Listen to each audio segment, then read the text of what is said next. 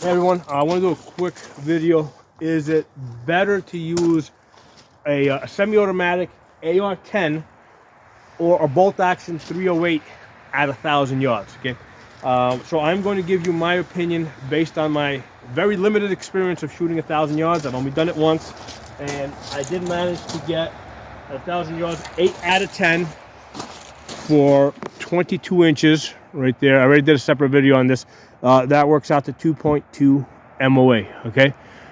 So I posted a full video on that. You guys should check that out. So I've only done it once, okay? And it was easy, okay? It was easy to do it because of this tool over here, okay? And the way I was able to do it, I did a very detailed video. First of all, I had no idea what I had some idea, but I was wrong on what my elevation should be. Initially, I thought it was going to be something like 14, and it ended up being like 11 and a half, okay? So, and I had really no, I had some idea of what my wind hold might be, but I had no idea. The way I was able to get on target is I picked another target, a steel target, at the 1,000 yards, and I took a couple of hits on it. And what I was doing is I was watching for splashes. I was watching for splashes on the mill grid that's in this scope, okay? And I was able to correct based off of where I saw the splashes on the mill grid. So the most difficult thing about shooting that 1,000 yards was the wind, because once I very quickly figured out what my elevation is, because I saw the splash. Because initially I think I was like 2 mils too high. I said, oh, I got to come down. Came down 2 mils. You know, I was like, okay, 11 and a half. That was done. I figured out my elevation pretty quickly.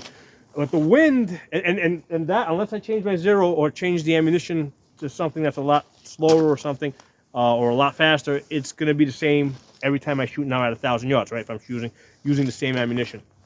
But the wind, is going to change from second to second sometimes, okay?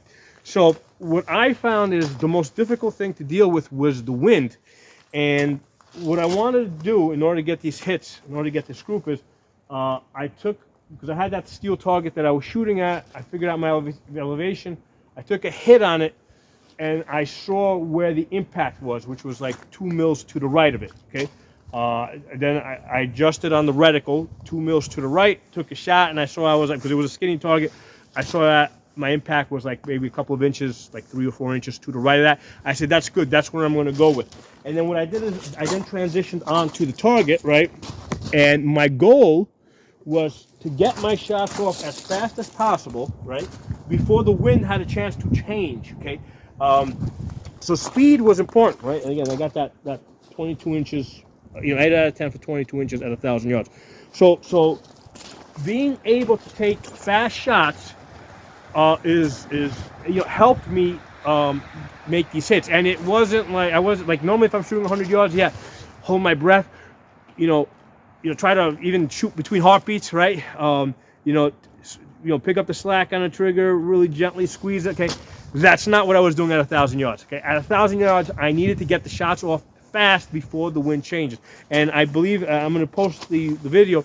The way I shot it, I think the first 6 or 7, I got off pretty quickly. I think after the 7th one, the way it was working is, if I didn't see a splash around the target, I figured out that the hits were on paper, because that meant that the splashes were happening behind the paper, okay? So I think around 7, I saw a splash. I didn't adjust for it, which was a mistake. I took another shot. I think I saw a splash. Now I adjusted, right, based on that other splash that was off the target, and then I took the other 2 shots, right? So it's more important to get your shots off before the wind has a chance to save, and that's something that you're gonna do a lot more easy with a less accurate semi-automatic AR, right, versus a bolt-action rifle where you're doing this shit, and because you're constantly moving the bolt, you're coming out of the scope.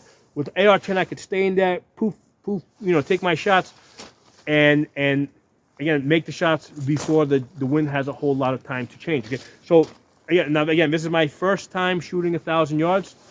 Obviously, I have a lot of experience going into this.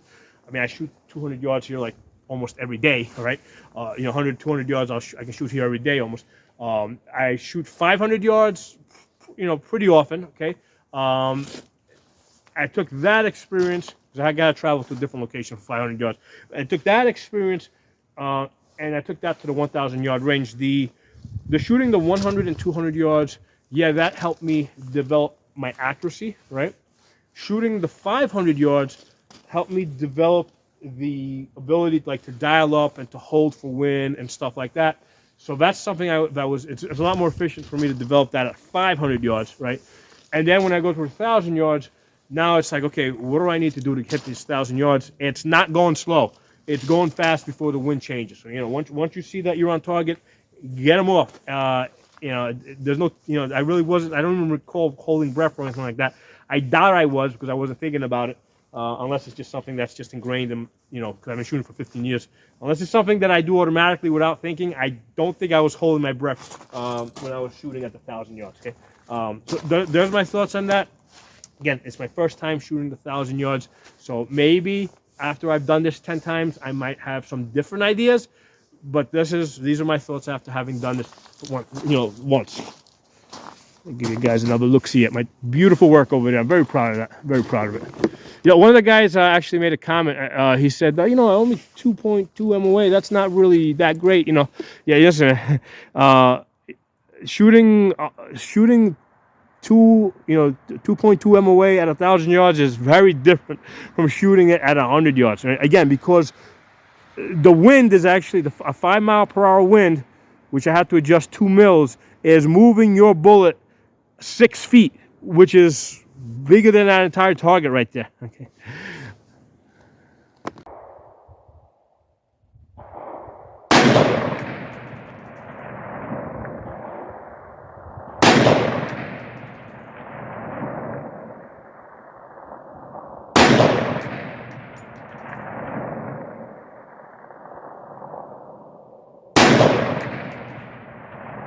I'm not seeing impacts. I'm hoping that's because the target's covering them.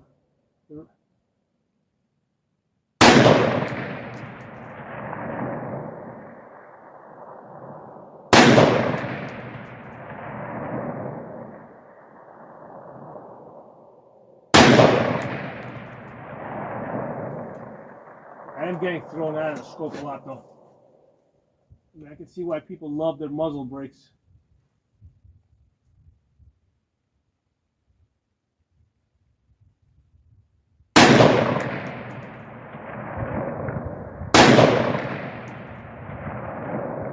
It looks like it pushed it to the right.